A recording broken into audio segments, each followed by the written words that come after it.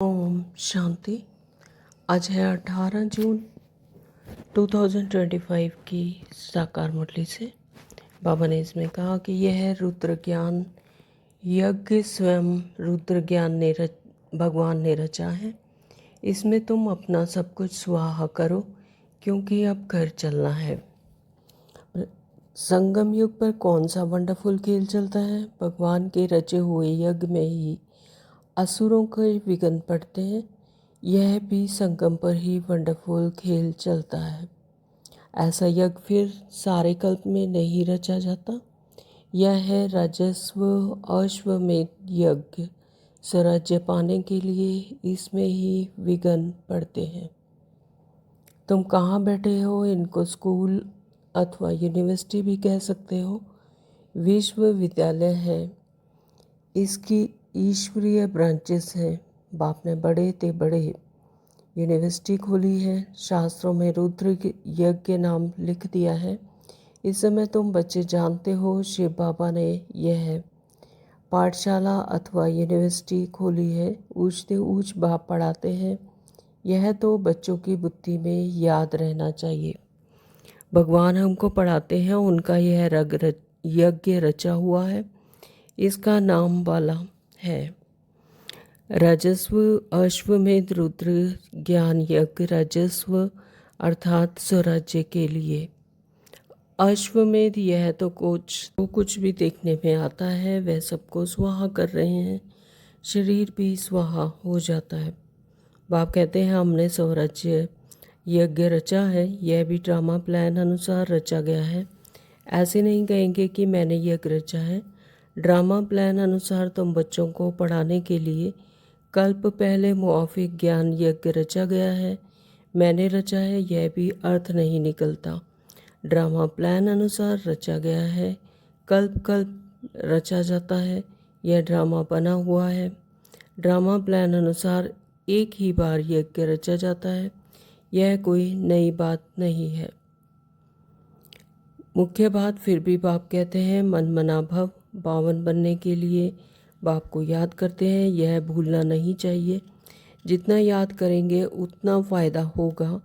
Chart रखना चाहिए। बरोबर हमारे अथाह सुख के दिन आने हैं।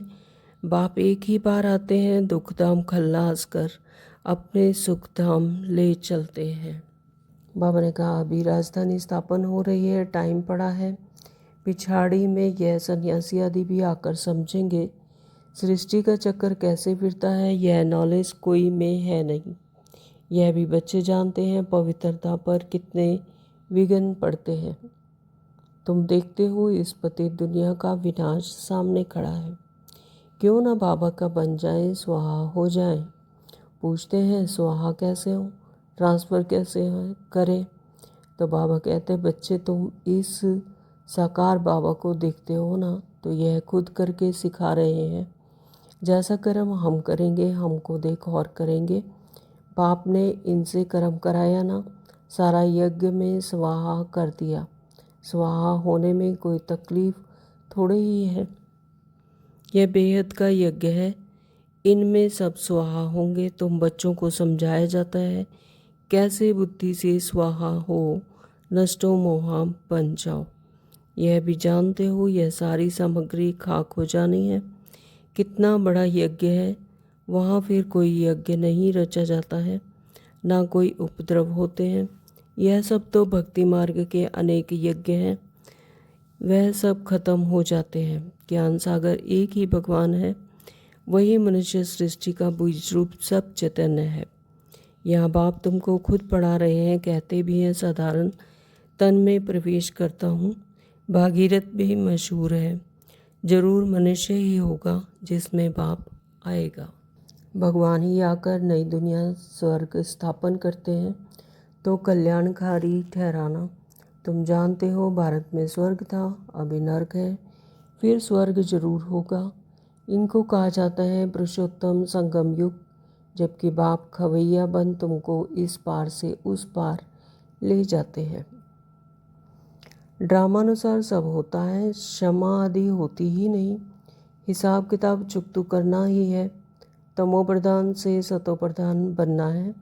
इसके लिए श्रीमत भी मिलती है। श्री श्री शिव बाबा की श्रीमत से तुम ही श्री बनते हो। ऊंचते ऊंच बाप तुमको ऊंच बनाते हैं। तुम अभी बन रहे हो, अभी तुमको स्मृति आई है। बाबा कल्प कल्प आकर हमको पढ़ाते हैं, आधा कल्प उनकी प्रारब्ध मिलती है। सृष्टि चक्र कैसे फिरता है उस नॉलेज की दरकार नहीं रहती। कल्प कल्प एक ही बार आकर बतलाते हैं कि यह सृष्टि चक्र कैसे फिरता है। तुम्हारा काम है पढ़ना और पवित्र बनना, योग में रहना है। गाते भी हैं सतगुरु का निंदक ठोर ना पाए। तो मनुष्य को पता नहीं कि यह कौन है। सत्य बाप ही सतगुरु सत टीचर होगा ना। तुमको पढ़ाते वह हैं, सच्चा सतगुरु भी है। जैसे बाप ज्ञान का सागर है, तुम भी ज्ञान के सागर हो। बाप कहते हैं शांति तो तुम्हारा स्वधर्म है। अपने को आत्मा समझो, अपने घर चलना है शांति धाम, यह है दुख धाम। हम शांति धाम से फिर सुख धाम में आएंगे। यह दुख धाम खल्लास होना है। यह अच्छी रीति धारण कर फिर औरों को धारण कराना है। बाकी थोड़े रोज हैं वह पढ़ाई पढ़कर फिर शरीर निर्वाह अर्थ माता मारना पड़ता है। तकदीरवान बच्चे फौरन निर्णय ले लेते हैं कि हमें कौन सी पढ़ाई पढ़नी है, उस पढ़ाई से क्या मिलता है और इस पढ़ाई से क्या मिलता है। तो जिसको बेहद के बाप से वर्षा पाना है वह बेहद की पढ़ाई में लग जाते हैं। परंतु ड्रामा प्लान अनुसार कोई की तकदीर में नहीं है तो फिर उस पढ़ाई में चटक पड़ते हैं, यह पढ़ाई नहीं पढ़ते। बाबा समझ जाते हैं इनकी तकदीर में नहीं है, क्या होना है सो आगे चल देखना है। समझते हैं शरीर पर भरोसा नहीं है तो फिर सच्ची कमाई में लग जाना चाहिए। जिसकी तकदीर में है वही अपनी तकदीर जगाएंगे, पूरा जोर लगाना है। हम तो बाप से वर्षा लेकर ही छोड़ेंगे। यह बहुत क्लियर है। समय भी बराबर वही है। अनेक धर्म भी है, सतयुग में होता ही एक धर्म है। यह भी तुम्हारी बुद्धि में है। तुम्हारे में भी कोई है जो निश्चय अर्जुन कर रहे हैं। अरे निश्चय करने में टाइम लगता है क्या? शरीर पर भी भरोसा थोड़ी है, जरा भी चांस गंवाना नहीं चाहिए। किसी की तकदीर में नहीं है तो जरा भी बुद्धि में आता नहीं है। धारणा के लिए मुकेश साहब में बाबा ने कहा सच्ची कमाई कर 21 जन्मों के लिए अपनी तकदीर बनानी है। शरीर पर कोई भरोसा नहीं है, इसलिए जरा भी चांस नहीं गंवाना है। नष्टो मोह बनकर अपना सब कुछ रुद्र ज्ञान रुद्र यज्ञ में स्वाहा करना है। अपने को अर्पण कर ट्रस्टी होकर संभालना है। साकार बाप का फॉलो करना है। वरदान दिया ईश्वरीय नशे द्वारा पुरानी दुनिया को भूलने वाले सर्व प्राप्ति संपन्न भव। स्लोगन दिया है 1-2 को कॉपी करने के बजाय बाप को कॉपी करो। ओम शांति। तो शुरू करते हैं आज की साकार मुरली विस्तार से। बाबा कहते हैं मीठे बच्चे, हाँ जी बाबा, यह रुद्र ज्ञान यज्ञ स्वयं रुद्र भगवान ने रचा है। तो रुद्र भगवान यानी शिव बाबा ने ही यह रुद्र ज्ञान यज्ञ रचा है ना। तो बाबा हमें संगम युग पर आकर यह रुद्र ज्ञान देते हैं। तो यह इसे क्या कहेंगे कि रुद्र ज्ञान यज्ञ। तो बाबा कहते हैं इसमें तुम अपना सब कुछ स्वाहा करो, यानी तन मन धन से परमात्मा को याद करो। मनसा वाचा कर्मण सब कुछ स्वाहा करो, क्योंकि अब घर चलना है। क्योंकि अब यह सृष्टि नाटक अब ख़त्म होता है और अब अपने सत्य घर चलने की बारी है। तो अब सब अपने घर चलना है। प्रश्न किया बाबा ने संगम युग पर कौन सा वंडरफुल खेल चलता है। उत्तर दिया है भगवान ने के रचे हुए यज्ञ में ही असुरों के विघ्न पड़ते हैं। तो स्थूल दुनिया में भी दिखाते हैं कि जो यज्ञ रचते हैं कोई, तो उसमें जो विकारी लोग हैं जो तमो प्रधानता में है वो विघ्न डालते हैं। तो इसी तरह से ये भगवान के रचे हुए यज्ञ में भी असुरों के विघ्न बढ़ते हैं। यह भी संगम पर ही वंडरफुल खेल चलता है। तो ये जो यज्ञ है ये भी संगम युग पर ही परमात्मा आकर यज्ञ रचते हैं और ये वंडरफुल खेल संगम पर चलता है। ऐसा यज्ञ फिर सारे कल्प में नहीं रचा जाता, क्योंकि ऐसे यज्ञ रचने की पूरे कल्प में दरकार ही नहीं। तो ये संगम युग पर जब परमात्मा आकर अपने बच्चों को, अपने संतानों को ये ज्ञान देते हैं, तभी यह यज्ञ रचते हैं। और सारे कल्प में यह नहीं रचा जाता, यह सिर्फ संगम पर जब परमात्मा और आत्मा का मिलन होता है तब यह यज्ञ रचा जाता है। यह है राजस्व अश्वमेध यज्ञ, स्वराज्य पाने के लिए। तो इस यज्ञ का नाम है राजस्व अश्वमेध यज्ञ, स्वराज्य पाने के लिए। इसमें ही विघ्न पड़ते हैं, यानी अपनी बॉडी कॉन्शियसनेस से अपने सत्य स्वरूप की तरफ, अपने आत्मिक स्वरूप की तरफ, अपने कर्मेंद्रियों पर जो स्वराज्य पाने के लिए ये यज्ञ रचा जाता है। तो बाबा कहते हैं कि इसमें ही विघ्न पड़ते हैं। ओम शांति। ओम शांति। बाबा तुम कहाँ बैठे हो? Question mark. इनको स्कूल अथवा यूनिवर्सिटी भी कह सकते हो। तो इसे जैसे स्थूल दुनिया के स्कूल और यूनिवर्सिटी होते हैं, तो यह भी रूहानी यूनिवर्सिटी ही है। तो विश्वविद्यालय है जिसकी ईश्वरीय ब्रांचेस हैं। बाप ने बड़े से बड़े यूनिवर्सिटी खोली है। तो बाबा ही यह यूनिवर्सिटी खोलते हैं रूहानी शिक्षा देने के लिए। शास्त्रों में रुद्रीय के नाम लिख दिया है। इस समय तुम बच्चे जानते हो शिव बाबा ने यह पाठशाला अथवा यूनिवर्सिटी खोली है। ऊंचते ऊंच बाप पढ़ाते हैं, तो स्वयं परम पिता परमात्मा हमें यह पढ़ाई पढ़ाते हैं, यह रूहानी पढ़ाई। उनके सिवा और कोई पढ़ा नहीं सकते। तो यह तो बच्चों की बुद्धि में याद रहना चाहिए, भगवान हमको पढ़ाते हैं। तो 63 जन्मों से जिन्हें ढूंढ रहे थे, तो इस समय पर संगम युग पर आकर परमात्मा स्वयं ज्ञान देते हैं आत्माओं को, परमात्मा का परिचय, आत्माओं के सत्य स्वरूप का परिचय है ना। तो इस समय पर ही हमें भगवान पढ़ाते हैं। तो उनका यह यज्ञ रचा हुआ है, इसका नाम भी पाला है राजस्व अश्वमेध रुद्र ज्ञान यज्ञ। तो राजस्व अर्थात स्वराज्य के लिए, तो इस राजस्व अश्वमेध रुद्र ज्ञान यज्ञ इसका नाम है।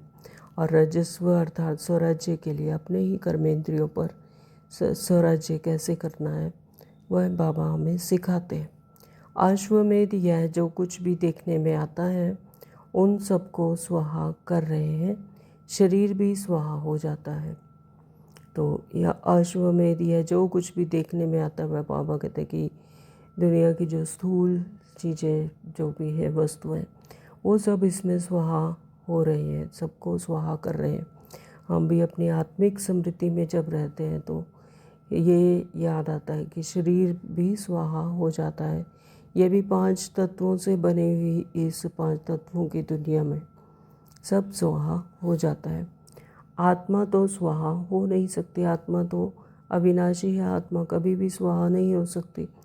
सब शरीर स्वाहा हो जाएंगे, तो यह आत्मा स्वाहा नहीं हो सकती। सिर्फ जो शरीर 5 तत्वों की दुनिया है, 5 तत्वों का शरीर बना हुआ है, यही स्वाहा होता है।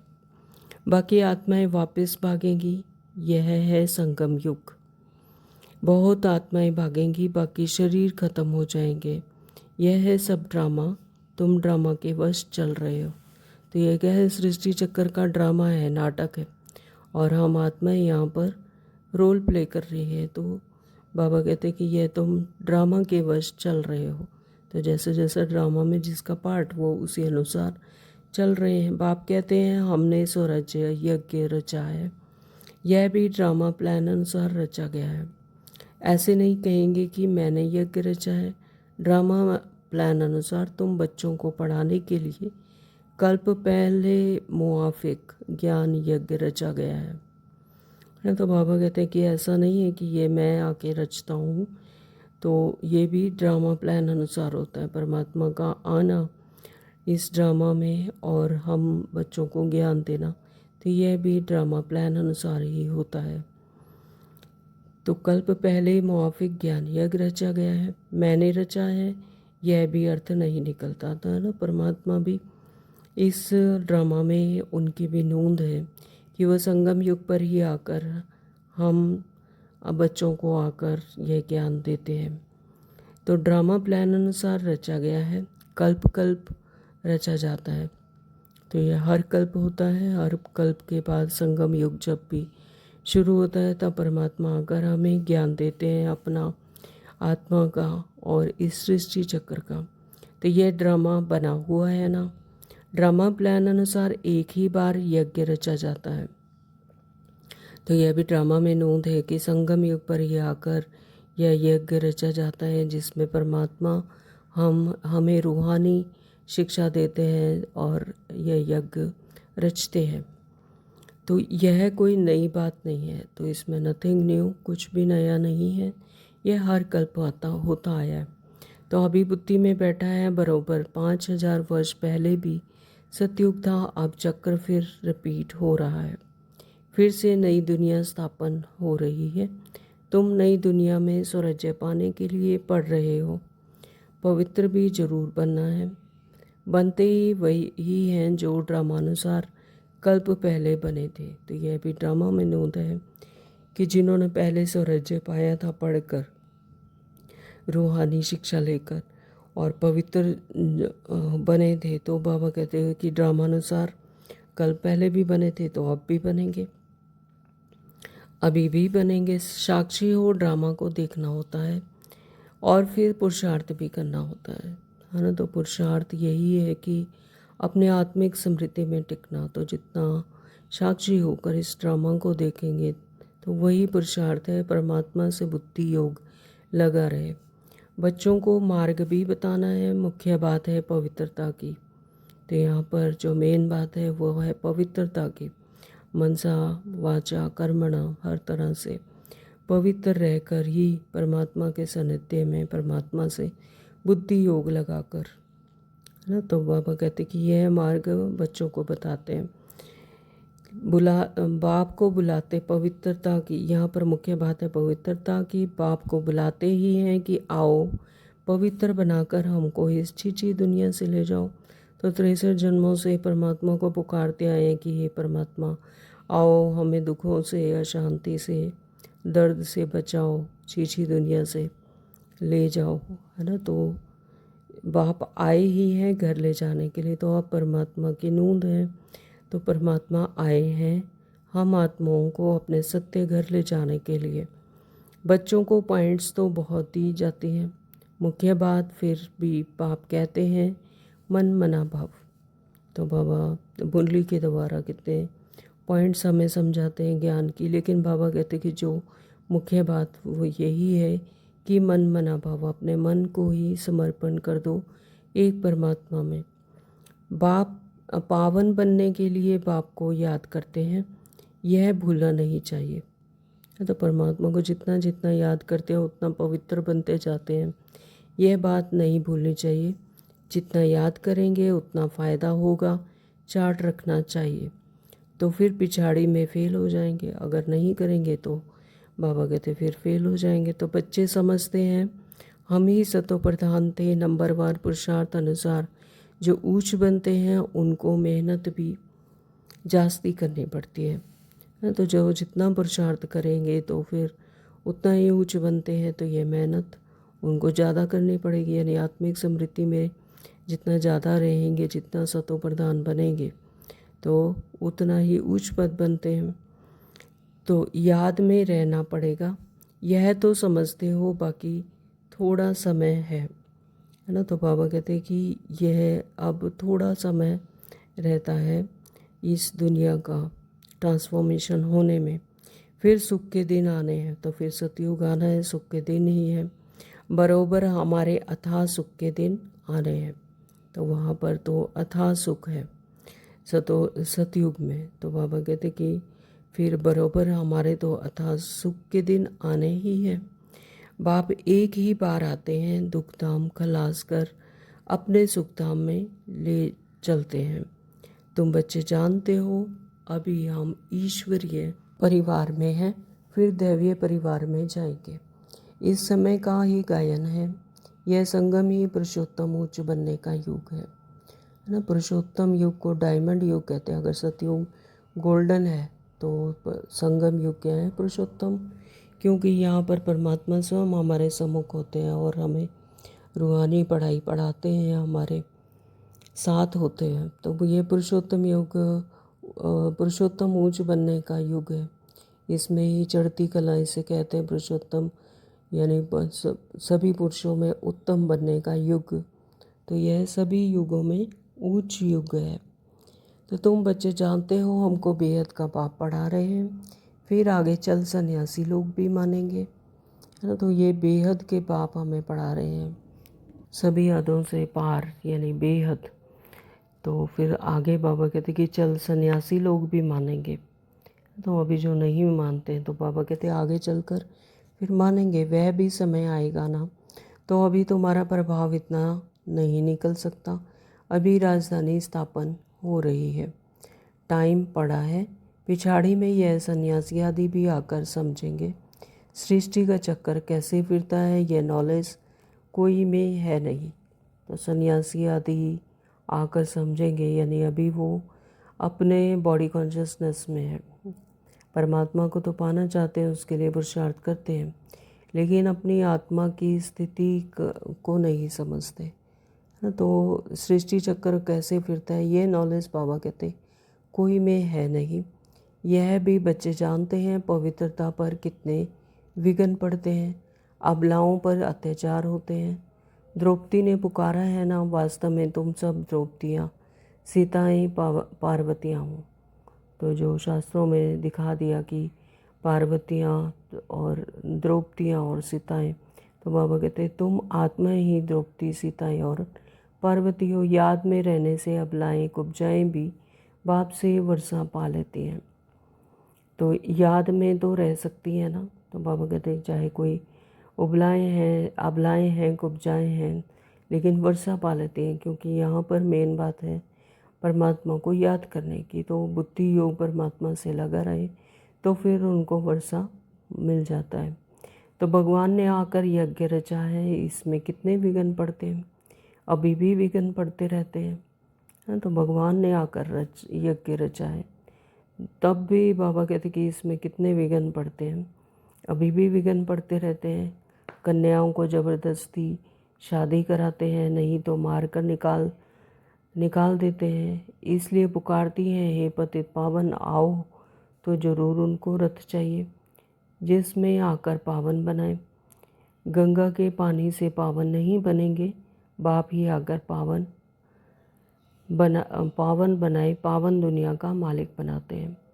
तो ऐसा समझते हैं कि गंगा के पानी से जाकर नहाएंगे तो फिर पवित्र बन जाएंगे, लेकिन उससे शरीर तो स्वच्छ हो सकता है, लेकिन आत्मा को स्वच्छ करने के लिए तो ज्ञान की ही आवश्यकता होती है।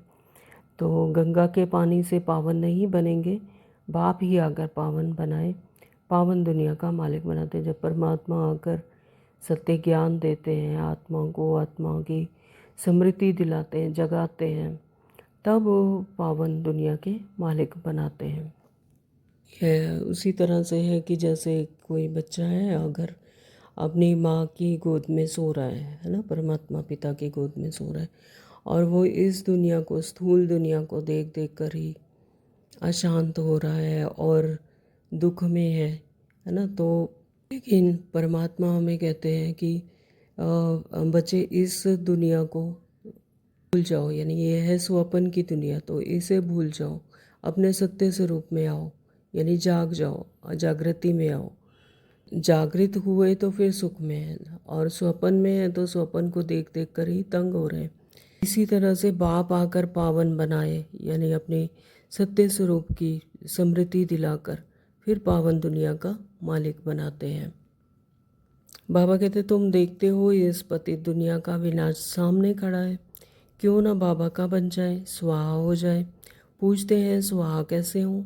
ट्रांसफ़र कैसे हों। बाबा कहते हैं बच्चे तुम इस साकार बाबा को देखते हो ना, तो यह खुद करके सिखा रहे हैं, यानी ब्रह्मा बाबा की बात है। तो उन्होंने साकार में खुद ही करके दे सिखाया। तो बाबा कहते हैं कि यह खुद करके सिखा रहे हैं, जैसा कर्म हम करेंगे हमको देख और करेंगे। तो बाप ने इनसे कर्म कराया ना, तो सारा यज्ञ में स्वाहा कर दिया। स्वाहा होने में कोई तकलीफ़ थोड़ी है। यह ना बहुत साहूकार ना गरीब था। यह स्थूल दुनिया की बात है कि जब इस स्थूल दुनिया में रोल कॉन्शियसनेस से आत्मिक स्मृति में आए, तो यह सब इसको छोड़ने में, स्वाहा करने में कोई तकलीफ़ थोड़ी है। यानी ये तो रोल है, ये स्वप्न है। तो जब इसे स्वाहा करने में कोई तकलीफ़ नहीं, यह ना कोई साहूकार था ना गरीब था, साधारण था। तो यह तो रोल कॉन्शियसनेस में ही साहूकार है, कोई गरीब है। लेकिन आत्मा तो एक ही तरह की है। आत्मा में ना कोई गरीब है, ना साहूकार है, ना साधारण है। आत्मिक स्मृति में सब एक जैसे हैं। तो यज्ञ रचा जाता है तो उसमें खान पान की सब सामग्री चाहिए ना। यह है ईश्वरीय यज्ञ। ईश्वर ने आकर इस ज्ञान यज्ञ की स्थापना की है। तुमको पढ़ाते हैं इस यज्ञ की महिमा बहुत भारी है। ईश्वरीय यज्ञ से ही तुम्हारा शरीर निर्वाह होता है। जो अपने को अर्पण में समझते हैं वह ट्रस्टी है। परमात्मा हमें पढ़ाते हैं रूहानी पढ़ाई, तो इस यज्ञ की बहुत महिमा है, क्योंकि हम अपने आत्मिक सत्य स्वरूप को समझते हैं। ईश्वरीय यज्ञ से ही तुम्हारा शरीर निर्वाह होता है ना। तो ईश्वरीय जो हमें पढ़ाई से हमें अपने आत्मिक समृद्धि आती है। तो बाबा कहते हैं इसी से तुम्हारा शरीर निर्वाह होता है। जो अपने को अर्पण में समझते हैं, यानी सब कुछ अर्पण कर दिया परमात्मा के सानिध्य में, तो फिर हम ट्रस्टी हैं। यह सब कुछ ईश्वर का है। हम शिव बाबा के यज्ञ से भोजन खाते हैं। यह समझ की बात है ना। यहाँ तो नहीं सबको आकर बैठना है। इनका सैंपल तो देखो कैसे सब कुछ स्वाहा किया, यानी ब्रह्मा बाबा की बात है। बाबा कहते हैं जैसे कर्म यह करता है, इनको देख औरों को भी आया। बहुत ही स्वाहा हुए। जो हुए वे अपना वर्षा लेते हैं, यानी अपने आत्मिक स्वरूप में रहकर, और जो बॉडी कॉन्शियसनेस है उसको स्वाहा किया। बुद्धि से समझा जाता है आत्मा तो चली जाएगी, बाकी शरीर सब खत्म हो जाएंगे। यह बेहद का यज्ञ है, इनमें सब स्वाहा होंगे, है ना। तो यह बेहद का यज्ञ है, इसमें सब कुछ स्वाहा होना है, यानी अपने बॉडी कॉन्शियसनेस से फिर आत्मिक स्मृति में आना ही है। तुम बच्चों को समझाया जाता है कैसे बुद्धि से स्वाहा हो, नष्ट हो, मोहा बन जाओ। तो जितना जितना आत्मिक समृद्धि में रहेंगे तो फिर नष्ट हो मोहा बनते जाते हैं। यह भी जानते हो यह सारी सामग्री खाक हो जानी है, यानी ये जो रोल कॉन्शियस रोल मिला है और बॉडी कॉन्शियसनेस है, ये सब खाक हो जाना है। कितना बड़ा यज्ञ है, वहाँ कोई कोई यज्ञ नहीं रचा जाता वहाँ, यानी सतयुग में ऐसा कोई यज्ञ नहीं रचा जाता। आत्मिक स्मृति में रहती है आत्मा, और अपने हायर कॉन्शियसनेस में, अपने आत्मिक स्मृति में, अपने सत्य स्वरूप में रहती है। ना कोई उपद्रव होते हैं, तो ऐसे कोई वहाँ पर विकर्मी नहीं होते, ना ही कोई विकार होते हैं, ना ही कोई तमो प्रधान वाली दुनिया होती है। तो इसलिए कोई उपद्रव ही नहीं होते। एक तरह के संकल्प, एक तरह की समझ होती है सभी की, एक ही तरह के आत्मिक स्वरूप में रहते हैं। तो यह सब जो भक्ति मार्ग में अनेक यज्ञ हैं वह सब खत्म हो जाते हैं। ज्ञान सागर एक ही भगवान है, वही मनुष्य सृष्टि का बीज रूप सत्य चैतन्य है। सत्य चैतन्य है, ज्ञान सागर एक ही भगवान है, वही मनुष्य सृष्टि का बीज रूप और सत्य चैतन्य है। शरीर तो जड़ है, आत्मा ही चैतन्य है। यह ज्ञान सागर है ना। शरीर में जब तक आत्मा नहीं होगी तो फिर क्या है, वो हड्डी मांस का ढांचा ही है। लेकिन आत्मा ही उसे लाइट शाइन करती है तो शरीर चलता है, सब कुछ करता है। तो आत्मा ही चैतन्य है, वह ज्ञान सागर है। तो हम बच्चों को ज्ञान सागर बैठ पढ़ाते हैं। वह सिर्फ गाते रहते हैं और तुमको बाबा सारा ज्ञान सुना रहे हैं, है ना। तो भक्ति मार्ग में सब परमात्मा को याद करते हैं, उनकी महिमा करते हैं, सिर्फ गाते रहते हैं।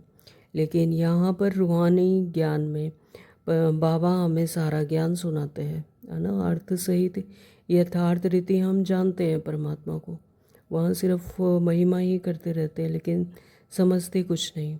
ज्ञान कोई बहुत तो है नहीं, वर्ल्ड का चक्कर कैसे फिरता है यह सिर्फ समझाना है ना। तो बाबा कहते हैं कि ज्ञान कोई बहुत तो है नहीं, सिर्फ सृष्टि चक्कर कैसे सतयुग आता है, कैसे आत्मिक समृद्धि में होती है आत्मा, और फिर द्वापर युग से देह भान में आ जाती है, अपने रोल कॉन्शियसनेस में आ जाती है, फिर विकारों के वश हो जाती है, अपने कर्मेंद्रियों के वश हो जाती है, तो तमो प्रधानता में पहुंच जाती है। फिर संगम युग पर आके परमात्मा हमें फिर से अपने सत्य स्वरूप की पहचान दे देते हैं। तो बाबा कहते हैं कि ये वर्ल्ड का चक्कर फिर कैसे फिरता है यह सिर्फ समझाना है। तो यहाँ बाप तुमको खुद पढ़ा रहे हैं, कहते हैं साधारण तन में प्रवेश करता हूँ। भागीरथ भी मशहूर है, जरूर मनुष्य ही होगा जिसमें बाप आएगा। तो 63 जन्मों से जो इस देह की आदत पड़ी हुई है, तो यही ऑर्गन्स लेकर परमात्मा किसी शरीर का आधार लेकर फिर भागीरथ बनकर यानी भाग्यशाली रथ में आते हैं, जो कि ब्रह्मा बाबा का शरीर का आधार लिया तो उन्हें भागीरथ कहा जाता है। तो उनके शरीर में आकर फिर हमें उन्हीं ऑर्गन्स के द्वारा, जो कि स्थूल दुनिया के देह से कान से सुनकर और मुख से बोलकर, है ना। तो इस तरह से फिर बाबा मनुष्य के रूप में आकर यानी उनकी बुद्धि का, उनकी शरीर का आधार लेकर फिर हम बच्चों को समझाते हैं। उनका एक ही नाम चला आता है, शिव और सबके नाम बदलते हैं, इनका नाम नहीं बदलता।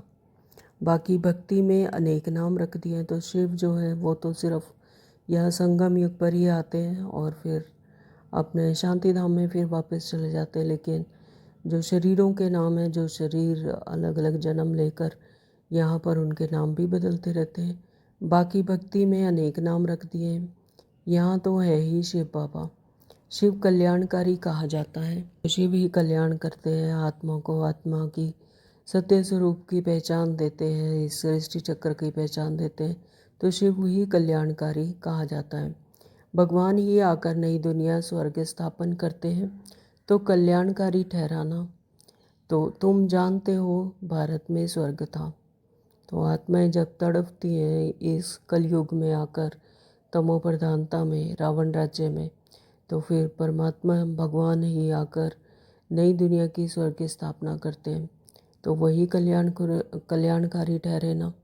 तो तुम जानते हो भारत में स्वर्ग था, अभी नर्क है, फिर स्वर्ग होगा जरूर। इनको कहा जाता है पुरुषोत्तम संगम युग, जबकि बाप खवैया बनकर तुमको इस पार से उस पार ले जाते हैं, यानी रूहानी नॉलेज देकर और अपने आत्मिक स्वरूप का नॉलेज देकर इस पार से उस पार यानी इस बॉडी कॉन्शियसनेस से आत्मिक स्वरूप में ले जाते हैं। तो यह है पुरानी दुनिया, दुख की दुनिया, फिर जरूर नई दुनिया होगी ड्रामानुसार, जिसके लिए तुम अभी पुरुषार्थ करते हो। बाप की याद ही घड़ी घड़ी भूल जाती है, इसमें मेहनत बाकी। तुमसे जो विकर्म हुए हैं उनकी सजा कर्म भोग के रूप में भोगनी ही पड़ती है। तो मेहनत तो तुमसे विकर्म हुए हैं, तो जो बॉडी कॉन्शियसनेस में रहकर जो विकर्म हुए हैं, बने हैं, तो बाबा कहते हैं उनकी सज़ा तो कर्म भोग के रूप में भोगनी पड़ती है। तो जो जितना अपना आत्मिक समृद्धि से दूर होगा, आत्मिक समृद्धि में नहीं आएगा, तो उसे वो बॉडी कॉन्शियसनेस में तो कर्म की सज़ा उसको भोगनी है। लेकिन जैसे ही वो आत्मिक समृद्धि में आता कि ये मैं नहीं, ये तो रोल था और ये बॉडी कॉन्शियसनेस में होकर ही हुआ, जब यह समृद्धि आती है फिर कोई भोगना नहीं। तो कर्म भोग अंत तक भोगना ही है, जब तक आत्मिक समृद्धि में नहीं आते तब तक फिर कर्म भोग अंत तक भोगना है। क्योंकि बॉडी समझ रहे हैं अपने आप को स्वप्न में है, तो वो यही समझ रहे हैं कि यहाँ से दुख आ रहा है, यहाँ से दर्द आ रहा है, ये नहीं समझ रहे कि मैं तो आत्मा हूँ, मैं इन सब से न्यारी हूँ, ना। तो जब तक वो बॉडी कॉन्शियसनेस में रहेंगे तो कर्म भोग तो भोगना ही है। इसमें माफ़ी नहीं मिल सकती, तो इसमें कोई भी माफ़ी नहीं मिल सकती। सिर्फ माफ़ी तभी माफ़ी वही है कि जब अपने सत्य स्वरूप को जान लिया और सत्य स्वरूप में टिक गए। तो ऐसे नहीं बाबा क्षमा करो, है ना। तो बाबा ऐसे नहीं कह सकते कि बाबा क्षमा करोगे मेरे बॉडी कॉन्शियसनेस में जो मैंने किया कर्म, तो उसके लिए मुझे क्षमा करो। कुछ भी नहीं, ड्रामानुसार सब होता है। तो ये ड्रामा में था और ड्रामा में हुआ। तो जब ये कॉन्शियसनेस आ जाती है तो फिर क्षमा आप पे ही हो जाता है।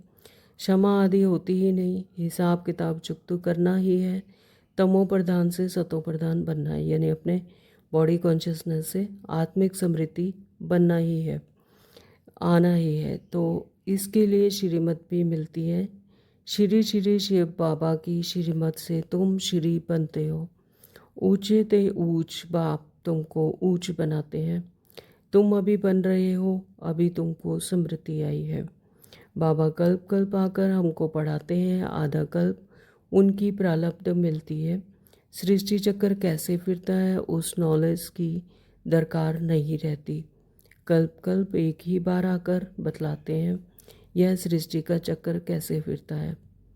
तो आधा कल्प उनकी प्रारब्ध मिलती है। बाबा कहते हैं कि कल्प कल्प आकर पढ़ाते हैं तो आधा कल्प उसकी प्रारब्ध मिलती है, यानी सतयुग और त्रेता में उसकी प्रारब्ध भोगते हैं।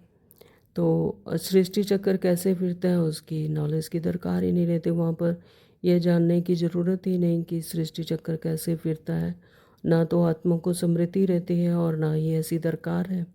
यह सिर्फ आकर संगम युग पर ही जानते हैं और संगम युग पर ही परमात्मा हमें आकर जगाते हैं और अपने सत्य स्वरूप की समृद्धि दिलाते हैं। तो बाबा कहते कल्प एक ही बार आकर बतलाते हैं यह सृष्टि का चक्कर कैसे फिरता है। तुम्हारा काम है पढ़ना और पवित्र बनना। तो हम बच्चों का, हम आत्माओं का यही काम है कि पढ़ना, यानी अपनी आत्मिक समृद्धि में आना और पवित्र बनना, योग में रहना है। तो बुद्धि योग परमात्मा से लगा रहे कि हम परमात्मा के बच्चे आत्मा है। तो बाप के बनकर और पवित्र नहीं बनेंगे तो 100 गुना दंड बढ़ जाएगा, नाम भी बदनाम हो जाता है। गाते भी हैं सतगुरु का निंदक ठहर ना पाए। मनुष्य को पता ही नहीं कि यह कौन है ना। तो ऐसे शास्त्रों में भी लिखा है कि सतगुरु का निंदक ठहर ना पाए। जो सतगुरु की निंदा कराए तो उसको कोई भी आगे कोई जगह नहीं मिलती, यानी कोई उसको ठौर नहीं मिलता। तो मनुष्यों को लेकिन यह पता नहीं है कि है कौन परमात्मा, है कौन सतगुरु, है कौन सत्य बाप ही सतगुरु है। तो सत्य बाप जो कि बेहद का परमात्मा पिता हमारे हैं, तो वही सतगुरु है। सत टीचर होगा ना, तुमको पढ़ाते वह हैं, सच्चा सतगुरु भी है। जैसे बाप ज्ञान का सागर है, तुम भी ज्ञान के सागर हो ना। तो बाप ने तो सारा ज्ञान दे दिया है। तो जब परमात्मा पिता हमें सारा, वो ज्ञान के सागर हैं, तो जब हमें परमात्मा ज्ञान देते हैं तो हमें भी क्या बना देते हैं, मास्टर ज्ञान सागर। तो बाप ने तो सारा ज्ञान दे दिया है। जिसने जितना कल्प पहले धारण किया उतना ही करेंगे। तो ये कल्प कल्प की बाजी है। जितना एक कल्प में धारण करेंगे उतना ही वो फिर अगले कल्प में ज़रूर करेंगे। तो पुरुषार्थ करना है, कर्म बगैर तो कोई रह ना सके। तो पुरुषार्थ तो बाबा कहते करना है। पुरुषार्थ क्या करना है, आत्मिक समृद्धि में रहने का पुरुषार्थ करना है। कर्म बगैर तो कोई रह ना सके। तो इस स्थूल दुनिया में तो कर्म बगैर कोई रह नहीं सकते। तो कर्म तो करना है, लेकिन कर्म करते हुए भी उस परमात्मा की याद साथ रहे। तो कितना भी हठ योग आदि करते हैं वह भी कर्म है ना। तो यह भी एक धंधा है आजीविका के लिए। नाम होता है, बहुत पैसा मिलता है, पानी पर आग पर चले जाते हैं, सिर्फ उड़ नहीं सकते हैं। तो उसमें तो पेट्रोल आदि चाहिए ना। लेकिन इनसे फ़ायदा तो कुछ नहीं, पावन तो बनते नहीं। साइंस वालों की भी रेस है, उनकी है साइंस की रेस और तुम्हारी है साइलेंस की रेस। तो साइंस वाले भी अपने स्थूल दुनिया में अपनी रेस में लगे हुए हैं और यहाँ पर बाबा ने हमें क्या किया, कौन सी रेस दी है, साइलेंस की। तो वो साइंस की रेस करते हैं और तुम्हारी है बाबा कहते हैं साइलेंस की। तो सब शांति ही मांगते हैं, लेकिन सभी का मेन मकसद यही है कि शांति हो। तो बाप कहते हैं शांति तो तुम्हारा स्वधर्म है, अपने को आत्मा समझो, अपने घर चलना है शांति धाम, है ना। तो बाबा कहते हैं कि तो शांति तो तुम्हारे ही अंदर है, शांति तो तुम्हारा ही स्वधर्म है, और तुम आत्मा जब स्वयं को आत्मा समझते हो तो फिर शांति में आते हो। तो घर चलना है शांति धाम, यह है दुख धाम। तो यह स्थूल दुनिया जहाँ पर रावण राज्य है, तो यहाँ पर क्या है, दुख धाम। हम शांति धाम से फिर सुख धाम में आएंगे। यह दुख धाम खल्लास होना है। यह अच्छी रीति धारण कर फिर औरों को धारण कराना है। बाकी थोड़े रोज हैं, वह पढ़ाई पढ़कर फिर शरीर निर्वाह अर्थ माता मारना पड़ता है। तकदीरवान बच्चे फौरन निर्णय ले लेते हैं कि हमें कौन सी पढ़ाई पढ़नी है, उस पढ़ाई से क्या मिलता है और इस पढ़ाई से क्या मिलता है। तो इस पढ़ाई से तो 21 जन्मों की प्रारब्ध बनती है ना। तो जो स्थूल दुनिया की पढ़ाई है उससे तो एक जन्म का सुख मिलता है अल्पकाल का, लेकिन ये जो रूहानी पढ़ाई है इससे 21 जन्मों की प्रारब्ध बनती है। तो ख्याल करना चाहिए हमको कौन सी पढ़ाई पढ़नी है। जिसको बेहद के बाप से वर्षा पाना है वह बेहद की पढ़ाई में लग जाते हैं, परंतु ड्रामा प्लान अनुसार कोई की तकदीर में नहीं है तो फिर उस पढ़ाई में चटक पड़ते हैं, यह पढ़ाई नहीं पढ़ते हैं, कहते हैं फुर्सत नहीं है। बाबा पूछते हैं कौन सी नॉलेज अच्छी, उनसे क्या मिलेगा और इनसे क्या मिलेगा। कहते हैं बाबा जिस्मानी पढ़ाई में से क्या मिलेगा, थोड़ा करके कमाएंगे। यहाँ तो भगवान पढ़ाते हैं, हमको तो पढ़कर रजाई पद पाना है, तो ज़्यादा ध्यान किस बात पर देना चाहिए। कोई तो फिर कहते बाबा इस वह कोर्स पूरा कर आएंगे। बाबा समझ जाते हैं इनकी तकदीर में नहीं है, क्या होना है सो आगे चलकर देखना है। तो बाबा ऐसा नहीं कि हर किसी को ये कहे कि नहीं तुम यही करो, तो बाबा समझ जाते हैं कि इनकी तकदीर में नहीं है, जो ऐसे बहाने बनाते हैं कि ये कोर्स पूरा करके फिर आएंगे। तो क्या होना है सो आगे चल देखना है। समझते हैं शरीर पर भरोसा नहीं है तो फिर सच्ची कमाई में लग जाना चाहिए। तो ये जो रूहानी पढ़ाई है वो शरीर में रहकर ही की जाती है। परमात्मा को याद भी इस शरीर के द्वारा ही किया जाता है, इन ऑर्गन्स के द्वारा बुद्धि योग से किया जाता है। तो बाबा कहते जब शरीर पर भरोसा नहीं है तो फिर सच्ची कमाई में लग जाना चाहिए। जिसकी तकदीर में नहीं है वही अपनी तकदीर जगाएं, जिनकी तकदीर में है वही अपनी तकदीर जगाएंगे। पूरा जोर लगाना है, हम तो बाप से वर्षा लेकर ही छोड़ेंगे। बेहद का बाप हमको रजाई देते हैं, तो क्यों ना यह एक अंतिम जन्म हम पवित्र बनेंगे।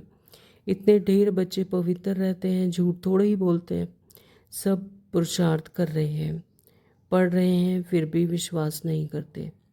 तो कई बच्चे ऐसे हैं कि पढ़ रहे हैं, पुरुषार्थ कर रहे हैं, लेकिन निश्चय नहीं है, विश्वास नहीं करते। तो बेहद का बाप आते ही तब हैं जब पुरानी दुनिया को नया बनाना होता है। तो बेहद का बाप जिन्हें 63 जन्मों से पुकार रहे थे हे परमात्मा, हे भगवान आओ, है ना। तो वो बाप अब इस पुरानी दुनिया को नई दुनिया बनाने के लिए इस संगम युग पर ही आते हैं। पुरानी दुनिया का विनाश तो सामने खड़ा है, यह बहुत क्लियर है। समय भी बराबर वही है, अनेक धर्म भी हैं, सतयुग में होता ही एक धर्म है। तो यहाँ पर अनेक मतें हैं, मनुष्यों की अनेक धर्म हैं, अनेक तरह के संकल्प हैं, लेकिन सतयुग में एक ही संकल्प होता है, एक ही आत्मिक स्मृति में रहते हैं सभी। तो इसलिए सतयुग में होता ही एक धर्म है ना, तो वहाँ पर एक ही तरह के संकल्प चलते हैं, आत्मिक स्मृति में रहते हैं सभी आत्माएं, तो एक ही धर्म होता है। तो यह भी तुम्हारी बुद्धि में है, तुम्हारे में भी कोई है जो निश्चय अर्जुन कर रहे हैं। तो ऐसे भी हैं, कुछ तो निश्चय हो गया है कईयों को, बहुतों को, लेकिन कुछ जो है निश्चय अर्जुन कर रहे हैं, अभी निश्चय कर रहे हैं। तो अरे निश्चय करने में टाइम लगता है क्या, बाबा पूछ रहे हैं, क्या निश्चय करने में टाइम लगता है। शरीर पर भी भरोसा थोड़ी है कि जरा भी चांस गंवाना नहीं चाहिए। किसकी तकदीर में नहीं है तो जरा भी बुद्धि में आता नहीं है। तो यहाँ पर ड्रामा की बात है कि ड्रामा में अगर नोंद नहीं है तो और सतयुग में आने का अगर तकदीर में नहीं है तो फिर बुद्धि में भी जरा भी आता ही नहीं। अच्छा, मीठे मीठे सिकलदे बच्चों प्रति माता पिता बाप दादा का याद प्यार और गुड मॉर्निंग। रूहानी बाप की रूहानी बच्चों को नमस्ते। हम रूहानी बच्चों की रूहानी माता पिता बाप दादा को याद प्यार और गुड मॉर्निंग। नमस्ते जी, नमस्ते जी, नमस्ते जी। शुक्रिया बाबा, आपका बहुत बहुत शुक्रिया। धारणा के लिए मुख्य सार में बाबा ने कहा, सच्ची कमाई कर 21 जन्मों के लिए अपनी तकदीर बनानी है। शरीर पर कोई भरोसा नहीं है, इसलिए जरा भी चांस नहीं गंवाना है। नंबर 2, बाबा ने कहा, नष्टो मोहा बनकर अपना सब कुछ रुद्र यज्ञ में स्वाहा करना है, यानी अपने आत्मिक समृद्धि में रहना है और इस बॉडी कॉन्शियसनेस से निकलना है। तो अपने को अर्पण कर ट्रस्टी हो संभालना है, साकार बाप को फॉलो करना है। तो जैसे ब्रह्मा बाबा ने किया तो उन्हें ये फॉलो करना है, जैसे उन्होंने अपना सब कुछ अर्पण कर ट्रस्टी बनकर रहे, तो इसी तरह से हमें भी अपना सब कुछ अर्पण कर ट्रस्टी बनकर रहना है कि सब कुछ परमात्मा का है, ईश्वर का है। वरदान बाबा ने दिया है, ईश्वरीय नशे द्वारा पुरानी दुनिया को भूलने वाले सर्व प्राप्ति संपन्न भव। परमात्मा हमें स्वयं पढ़ाते हैं, ईश्वर हमें पढ़ाते हैं, तो इसी नशे में इसी खुशी में रहना और पुरानी दुनिया को भूलने वाले सर्व प्राप्ति संपन्न भव। तो जितना जितना परमात्मा को याद करेंगे तो सर्व प्राप्ति संपन्न बनेंगे। बाबा ने कहा, जैसे वह नशा सब कुछ भुला देता है, तो जो दुनियावी नशे हैं तो उसमें सब कुछ भूल जाता है मनुष्य, तो बाबा कहते हैं ऐसे यह ईश्वरीय नशा दुखों की दुनिया को सहज ही भुला देता है। तो इसी तरह से जब ईश्वरीय नशा होता है, ईश्वरीय खुशी होती है, तो फिर ये दुख की दुनिया सब सहज ही भूल जाती है। तो उस नशे में तो बहुत नुकसान होता है, अधिक पीने से ख़त्म हो जाते हैं, लेकिन यह नशा अविनाशी बना देता है ना। तो जो दुनिया के जो नशे होते हैं तो उसमें तो शरीर को ही ख़त्म कर लेते हैं, उसमें नुकसान होता है। लेकिन ये क्या है, ईश्वरीय नशा यानी ईश्वरीय खुशी, ईश्वरीय ज्ञान की, रूहानी ज्ञान की खुशी। तो बाबा कहते हैं इसमें यह नशा अविनाशी बना देता है ना, तो जिसका कि कोई विनाश हो ही नहीं सकता। तो जो सदा ईश्वरीय नशे में मस्त रहते हैं वह सर्व प्राप्ति संपन्न बन जाते हैं। तो जितना जितना परमात्मा की खुशी में ईश्वरीय नशे में रहते हैं, खुशी में रहते हैं, तो वह सर्व प्राप्ति संपन्न बन जाते हैं, रूहानियत से भरपूर हो जाते हैं। तो एक बाप दूसरा न कोई, यह समृद्धि ही नशा चढ़ाती है, तो इसी समृद्धि में समृद्धि आ जाती है। स्लोगन दिया बाबा ने, एक दो को कॉपी करने के बजाय बाप को कॉपी करो। तो ऐसे बहुत सारे बच्चे हैं जो एक दूसरे को कॉपी करने के बजाय कॉपी करते हैं। तो बाबा ने कहा कि विशेषता तो हर आत्मा की देखनी है, लेकिन कॉपी सिर्फ एक परमात्मा को ही करना है। एक दो को कॉपी करने के बजाय बाप को कॉपी करें, किसी और को कॉपी नहीं करना है। परमात्मा ही हमें पढ़ाते हैं, परमात्मा ही हमें ये रूहानी ज्ञान देते हैं। सिर्फ एक परमात्मा को याद करना है, बुद्धि योग परमात्मा से ही लगाना है और किसी को कॉपी नहीं करना है। ओम शांति।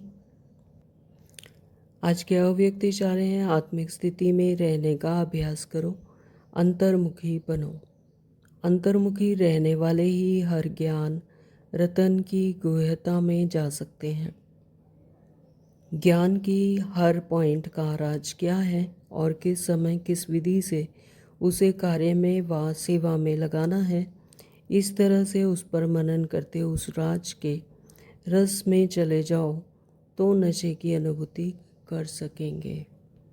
अंतर्मुखी, जब अंतर होकर अंतर चक्षुओं से, जब अंदर की आँखों से, ज्ञान चक्षुओं से, है ना, इस दुनिया को देखते हैं और फिर ज्ञान रतन की गुह्यता में जा सकते हैं। तो जो ज्ञान रतन हमें परमात्मा रोज मुरली के द्वारा देते हैं, तो फिर उसकी गहराई में, जैसे एक सागर होता है, उसकी गहराई में जाकर रत्न निकलते हैं। तो सेम ऐसे ही जब अंतर्मुख होकर उस ज्ञान की रत्नों की गहराई में जब जाते हैं तो बाबा कहते हैं कि फिर ज्ञान की हर पॉइंट्स का राज क्या है और किस समय किस विधि से उस कार्य में व सेवा में लगाना है। तो ज्ञान हर समय समझ आता है कि हर पॉइंट का राज क्या है या बाबा क्यों कह रहे हैं। शब्दों के भी पीछे का जो भाव है परमात्मा का, ईश्वर का, तो वो समझ में आ जाता है। तो इस तरह से उस पर मनन करते उस राज के रस में चले जाओ ना, तो हर ज्ञान के पीछे जो उसका राज है तो उसको समझ जाते हैं, वो चक्षु खुल जाते हैं। तो बाबा कहते तो नशे की अनुभूति कर सकेंगे, तो वो खुशी जो रूहानी खुशी है जो ज्ञान रत्नों से मिलती है तो फिर वो मिलती है। ओम शांति। तो आज सारा दिन ईश्वर नशे में रहना है और परमात्मा के सानिध्य में सर्व प्राप्ति संपन्न बनना है। ईश्वरीय खुशी में, रूहानी खुशी में रहने से दुनिया को सहज ही भूल सकते हैं। इसी समृद्धि से समर्थी आ जाती है, फिर समृद्ध बन जाते हैं, समर्थ बन जाते हैं। और बाबा ने कहा कि एक दो को कॉपी नहीं करना है, सिर्फ एक परमात्मा को ही कॉपी करना है। अंतर्मुख रहकर फिर हर ज्ञान की गहनता में जा सकते हैं। तो गहराई में जाना है कि परमात्मा क्या कहना चाहते हैं। हर शब्द के पीछे राज है, गहरा राज छुपा हुआ है। तो उस राज को कैसे जान सकते हैं? जब अंतर्मुख होंगे, उसका मनन चिंतन करेंगे, तो उसका मनन चिंतन करते रहेंगे। ओम शांति। Thank you Baba.